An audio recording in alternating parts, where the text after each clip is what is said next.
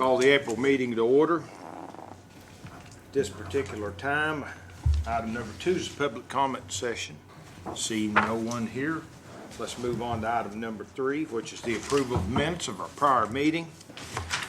And we will ask for any additions and/or corrections.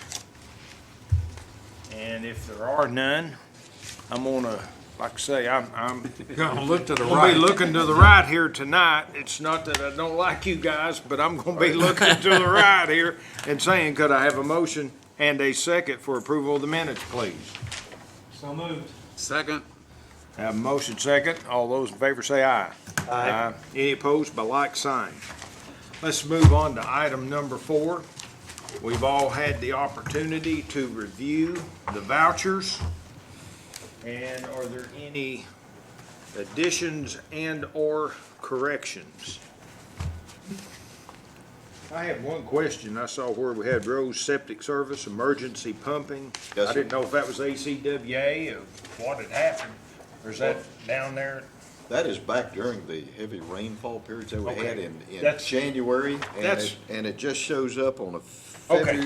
on a February invoice, and Enough that's, said. I was thinking maybe ACWA had started unloading houseboats and God knows what all and everything. You know what I'm saying? those are pumping to keep rainwater moving out of the system. That's great. That's great. Another thing I noticed there, I saw we were having, I guess you'd say is a healthy breakfast there, that we've got it from Hardee's, I saw.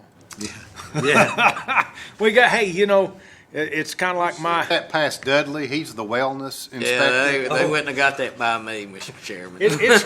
well, you know, but think about it this way too. My cardiologist says eat what you should 90% of the time, and you gotta have a little leeway about 10% of the time, eat some of what you want. I So, like that.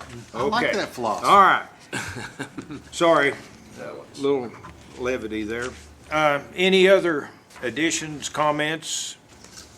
If not, again, I'll lean to the right here and say, gentlemen, one of you make a motion, one of you second for the approval of the vouchers. I move we approve the vouchers. I second. All those in favor say aye. Aye. Aye.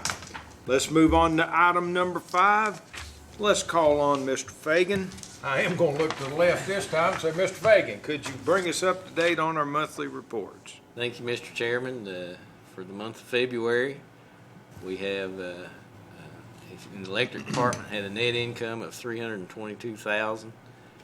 A lot of that is, if you remember, we had a cold January, and the way we read the meters, since we don't read everybody's house meter or company meter on the last day of the month, some of that flows over into the February statements, and that's pretty common the way that works.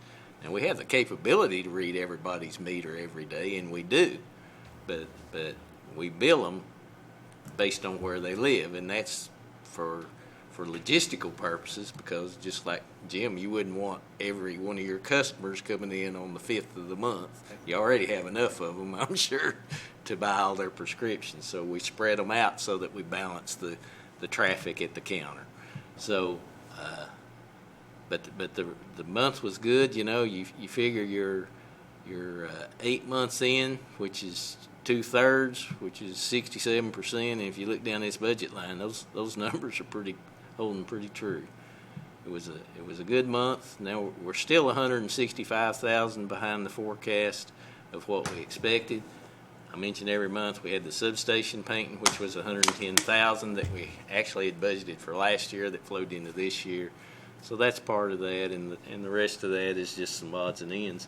You know, on a good note, I will say that our sales less power cost is actually 46,000 ahead of what I had projected, but it's not just the electrical sales. When your sales go down, you also lose in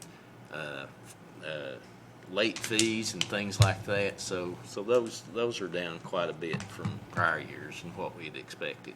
There seemed to be a bigger percentage difference between the revenue and the purchase power in February than normal. Is that? A lot of that is the timing deal I talked about, you know, is how those kilowatt hours hit We paid because TVA is TVA billing when we us billed, okay. right then on June or January 31st, and the last day of the month. But we're not hitting our sales in those exact periods. So that's a lot of that difference. And that demand component in there also makes a difference on how that hits. But overall, good month. We like it. It's a little bit ahead of what I forecasted for the month. And things are progressing along well in the electric department. In the water and sewer department, we had a loss of 15,000, but you know that's not uncommon in that department, and a lot of that is because of what Dan was referring to is we had these charges coming through for this rainwater emergency pumping, and he had his guys out there in the field doing all that stuff, so our expenses were up more than we had anticipated. But That's just about the whole 15K right there. right. But our sales for the year are really doing well, you know, in both water and sewer department when I refer to departments here. And our expenses are running right on track. So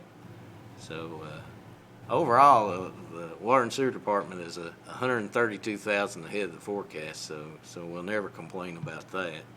But 90,000 of that is capital contributions, so. That's all I have, Mr. Chairman, unless anybody has specific questions. Gentlemen, any questions? If not, again, we'll ask for a motion and a second for approval of the monthly reports for the month of February.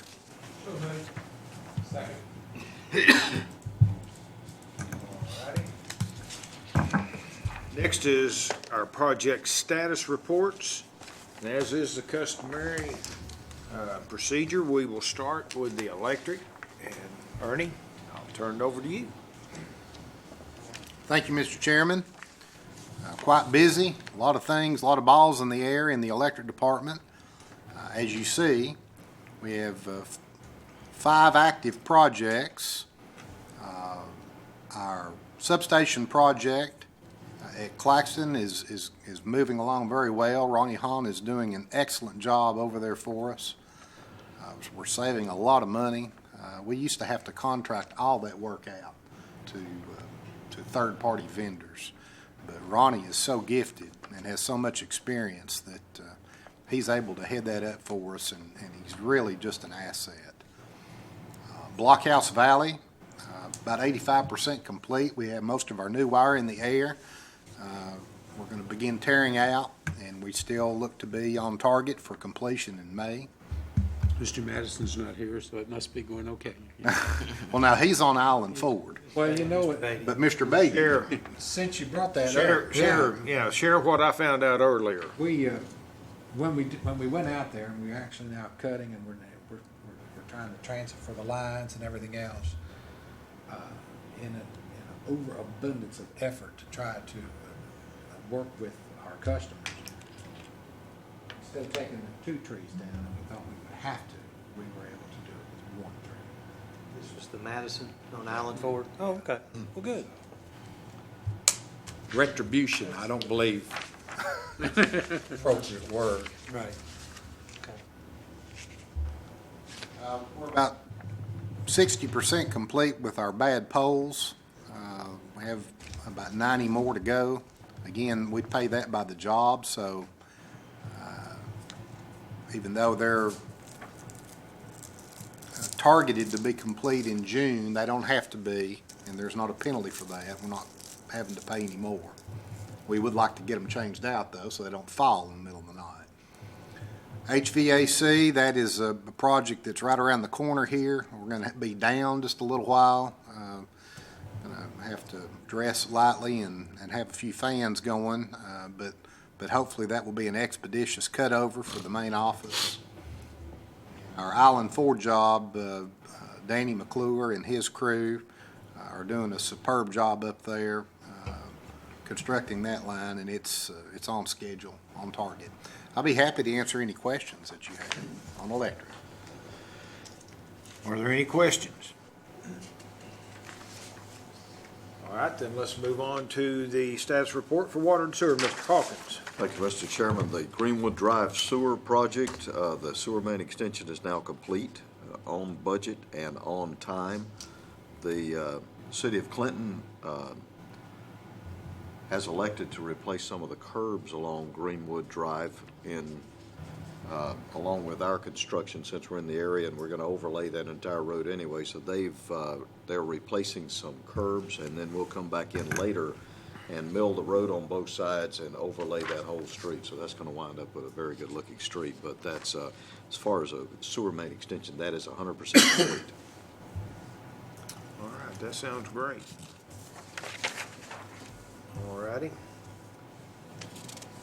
I know we've got a completed project that's not closed yet on the electric side. Any questions on that? I don't know if that'll move to closing next month or not. We just have to see how the costs come Just in. have to see how all the invoices and everything. We like to make sure everything's in before we close.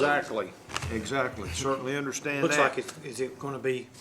It's a little deceiving that Oh, okay. at the very Don't get too end, excited. Okay. at the I've very, seen an avalanche of invoices before. at the very end of the process is when they tally all the materials. So this has no materials in it at all, and we add the removal cost and things of that nature. So I still think it's going to be a good project and under, but no, it's not going to be that rosy. Okay, let's take a look then. Item number 7, which is the approval of work order number 340. And Mr. Bowles, I'm going to let you kind of tell us about this particular project. Thank you, Mr. Chairman. This project was identified in your capital budget.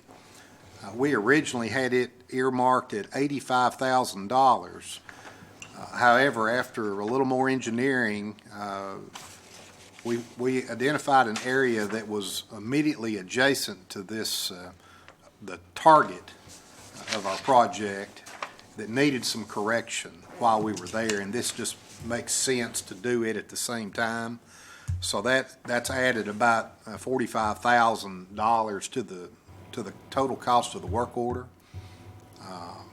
So this will improve service up right off 61 in the Miller Road area, the old Highway 61 area, the end of Bland Road, if you know where those areas are. This will all go a long way towards improving service in that area, and we would recommend that you approve this to allow us to proceed for the 137-148. So moved. Second. We have a motion second, and small group here, since we hear no questions and/or other comments. All those in favor say aye. Aye. Any opposed by like sign. Okay, let's move on to item number 8. And I was going to say, as is custom, we're going to ask for some money back, and we're going to let Dudley go through all of the hoops that we have to jump through to get it back from the state. Unfortunately, the state makes us jump through some hoops, and we can't just do this one time. That's why we do it every year. But what this is when we have a customer that has a deposit, they final out, we apply the deposit, we send them a refund check for the difference to the last known address we have. And for whatever reason, those checks never get cashed. So the state, then they become unclaimed property. And before we turn them over as unclaimed property, we try to look and see if they got moved back on the system somewhere. But these are the ones we don't find. We turn them over to the state. State holds them, does a adding the Tennessee in. They put them on their website and all that. And then whatever doesn't happen, if it doesn't get refunded, we have a right to hold it or let the state continue to hold it. So our theory is why let the state hold all that money, because most of the time it never gets claimed. So this is what it takes for us to get it back after they've held it for 18 months, and we get it back, and they charge us an administrative fee of something like 18%, and then we hold it, and any claim that comes in, we pay it. But that's, I mean, Many utilities don't go through the hoops. It's only $2,400. It's generally, less than 5,000, but it's $2,400, So it's worth going through the hoops for. I think it's the right thing to do. Right, so they just require us to do this resolution every year. Because they want to get make it back. onerous on us, so we'll stop doing it. Discourage you, as much as they can to discourage you from asking for it back. Well, gentlemen, we're asking for it. Any questions or comments? If not, need a motion second on that. Move we go through with it. Second. All those in favor say aye. Aye. Aye.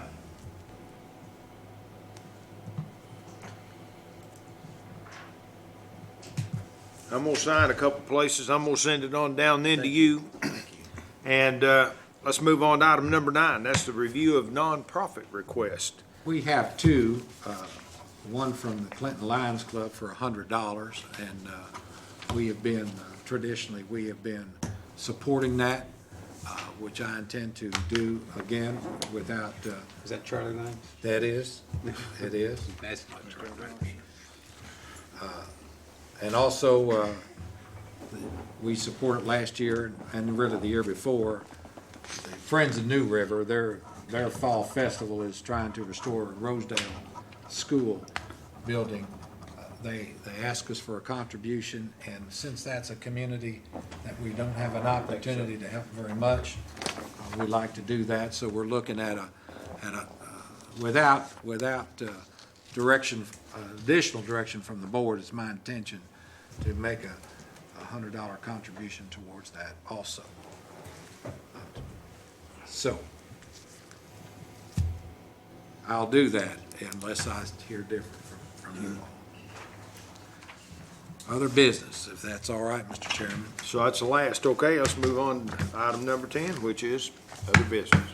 Well, first I'd like to start out by thanking our board member and representative to the city council, Jim McBride, who at the last city council meeting helped to clarify and correct some what really were misleading and inaccurate assertions and assumptions and observations made by Mr. Sutton with Pew and Company concerning the CUB pension fund.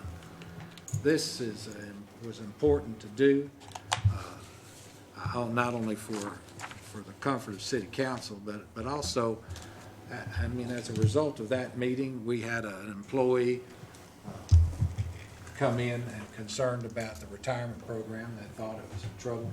So, I mean, they pick up on that kind of stuff, and it's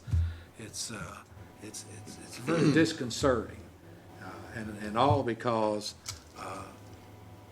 someone that really wasn't familiar at all with what we were trying to do here and what we're done, and the health and the condition and our funding of our pension program.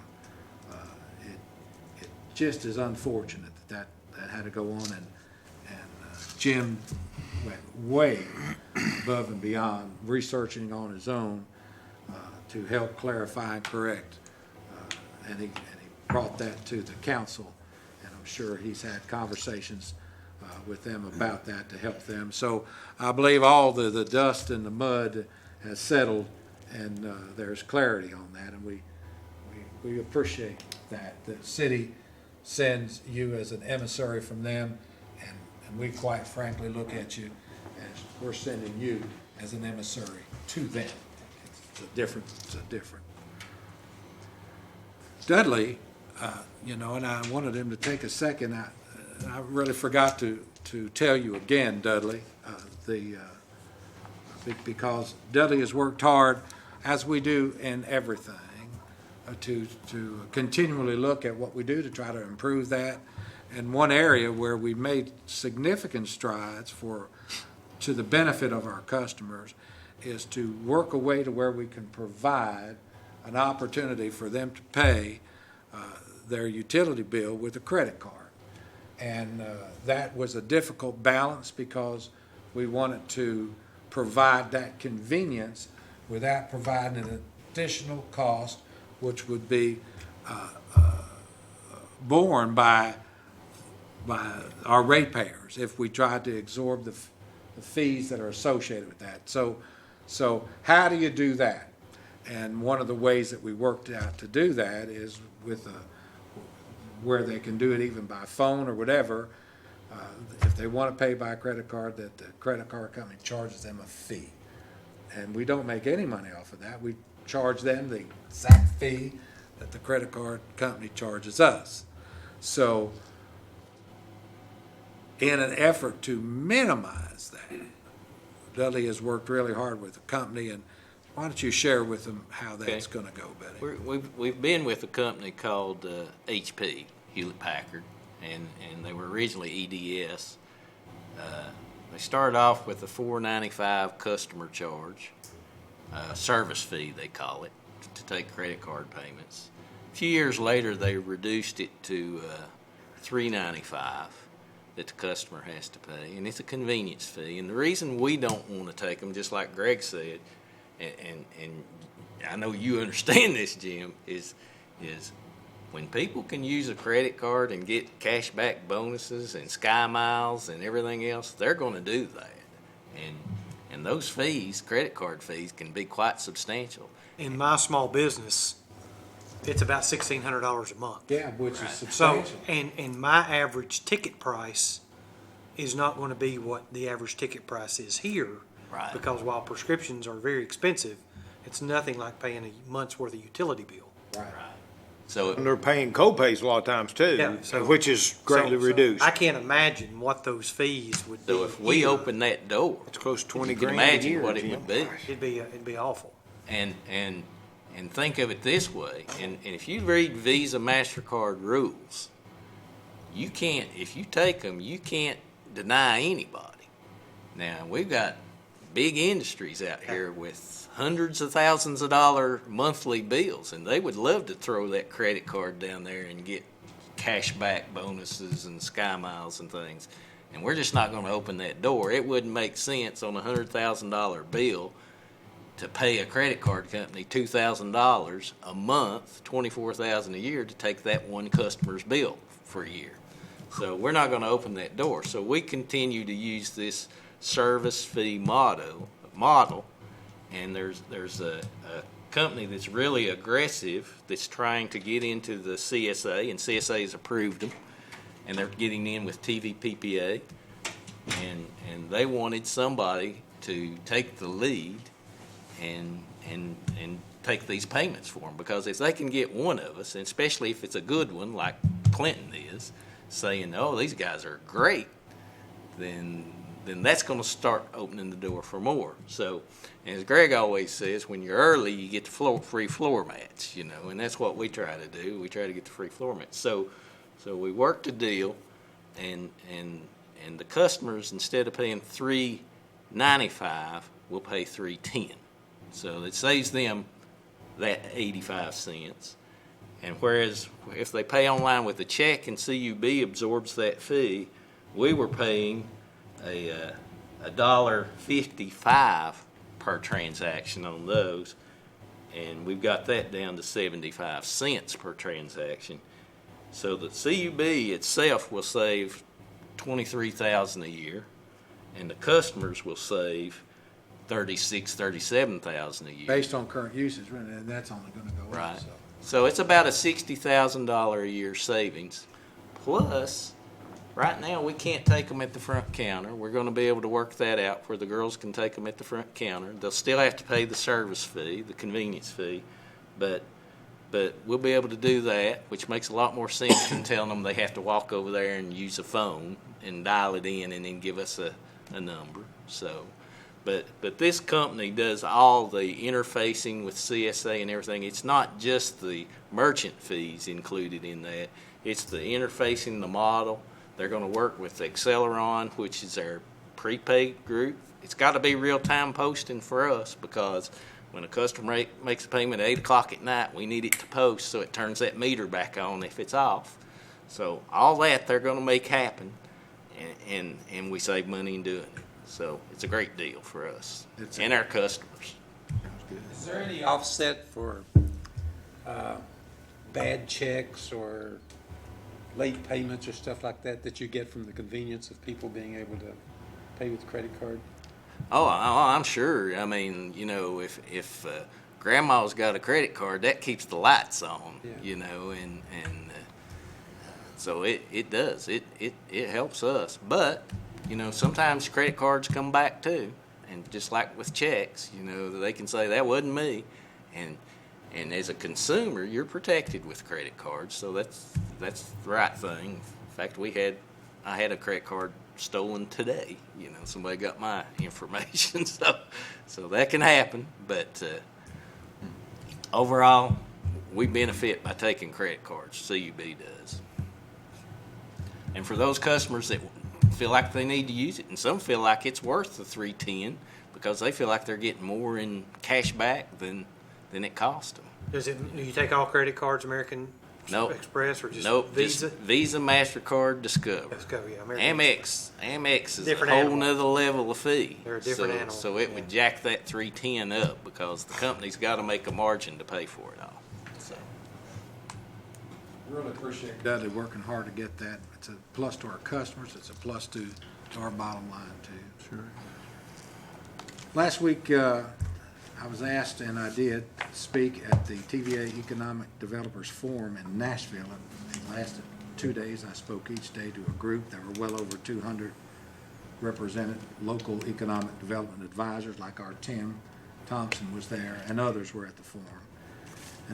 And really what I was tasked with was assisting in practices in terms of relating to the local individual power companies and the local regional economic development advisors.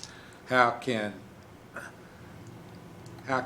because everyone doesn't have the same kind of relationship with their local power company as our Tim Thompson does with us. The problem is when there is not that relationship, their ability to attract and retain industry diminishes. And what I wanted to try to share with them are best practices on how to make a better relationship, so they're a better team when it comes to presenting the economic development model, because TVA is a tipper in that. They're at the table. The state's obviously at the table. Our local government is at the table. The economic developers at the table, and the local power company needs to be at the table. And when you've got those as a team, then you're going to your ability for success extrapolates up pretty high. So that's what we did last week. Next week, Ernie has been asked to speak at the EUCI, which is the Electric Utility Consultants Conference, and that's going to be in Denver, Colorado. And what he's going to be sharing with the public power folks there is CUB's success in implementing this highly robust demand response program that we have, and we've already documented where that has saved us, our customers, millions of dollars. So Ernie's going to try to help them bring some of these best practices back, at least open their eyes to a process, because many are, in order to reach the level that we have here, it could be a decade or more if they started tomorrow. And the thing is you have to start, because we see the industry going that way. We had Tim Poncetti, who was overall of the transmission at TVA. He was out here Tuesday on an issue we're trying to work with through our virtual power plant. And of course, we shared with him, obviously what we're doing here, and had him up to the operations center. And he confessed to us that he's never been in a local power company that had a system that is sophisticated and is sensitive and is economically Responsive. responsive. Thank you to provide that level of service of all the 150 that he knows. So we really appreciated that, and it's it's a testament to Ernie and his team. And we're thankful for that, and we'll also, as we have done and will continue to do, share what our knowledge out to try to help raise the lake, as they say, in public power. Last week, I received a letter from the State Environment and Conservation Division. That's that water division that's over us in our water and sewer department.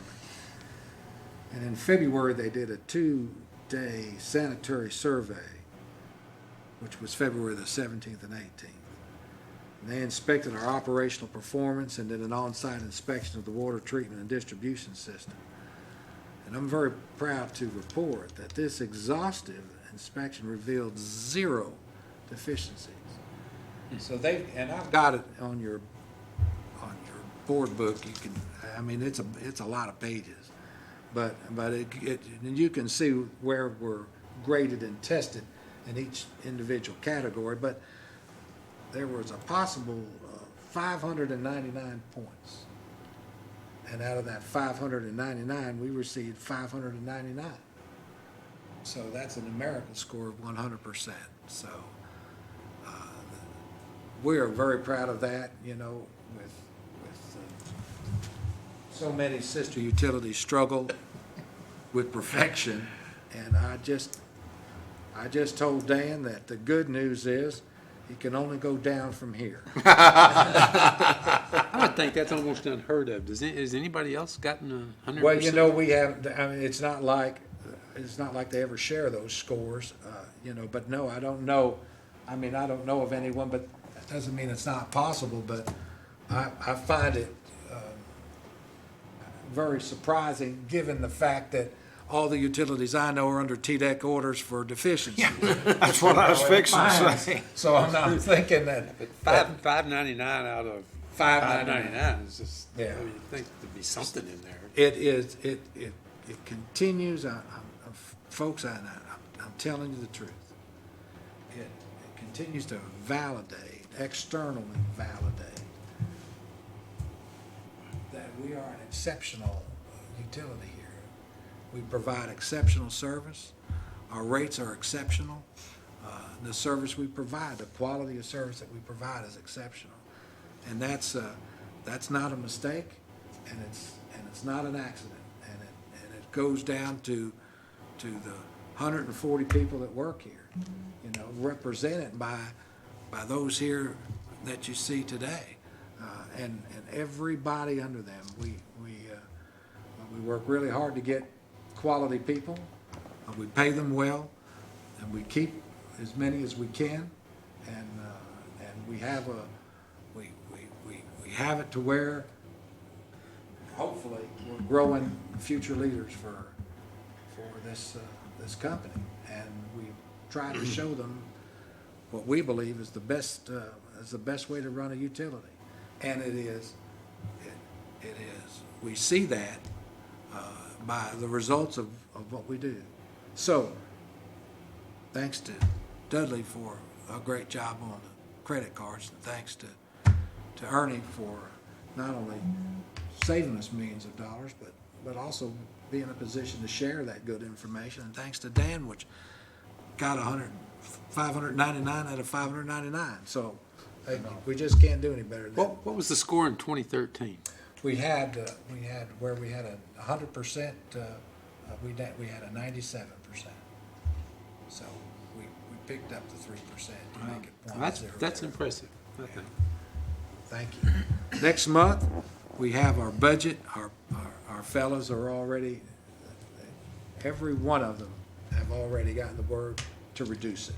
So we'll come back with a lean, mean budget machine next month, which again is nothing more than a guideline on whether or not we're going to have sufficient funds to do what we think need to get done. For us, a budget is a forecast of what we think revenues are going to be. Dudley told me that he's tired of saying that we're under budget. So next month, next year, I think he's gonna forecast about $400 revenue. So every month he can say, we're ahead of budget. you Buck know. 85. That's right, that's right. But, no, we, coming after a depressed year with oil prices have negatively impacted the timetable for 3M, for example. Some of our larger industries have tooled back a little bit, and we think that we're well situated to have a very robust 2016 and 2017 next year. But like always, we won't forecast that. You know, we feel it, we just won't plan for it. And that's all I have, Mr. Chairman. All right. I'm gonna start down on the end with Mr. McBride. All is well. Thank you again for being a good ambassador Right. for this board to the city, because I know that you have broadened their horizons, enhanced their understanding of what's being done here, and I am extremely grateful to you for that. Thank you. Mr. Price, any comments? Saw that KUB is a big project to go to 100% smart meters. Yeah, I think that's by what, 2040? Something Yeah, Memphis, I understand Memphis just went through a trial period, and they now think that they're going to Wow. go ahead and go to the smart meters. They will not. They can't make this happen. That's the first step. But there's such a long process. We've got things coming up that we're gonna do a program on that separates us once again from everybody else, and we'll be prepared to do that by the end of the year. But there's a lot of code that both Ernie and Todd are working on. How many pages now of code are you up to? Because he gives me this like every 3 days. 39 pages. 39 pages of code, you know, in order to make this happen. But I don't want to I want to wet your whistle, but I don't want to take their steam out of it, because it is a fantastic program, what we're doing, and it's been in the works for probably four years now. So we'll get you up to speed on that. We just want to make sure everything's working before we tell you how good it is. That's kind of it. That was it. Have none, so we are adjourned. Thank you all.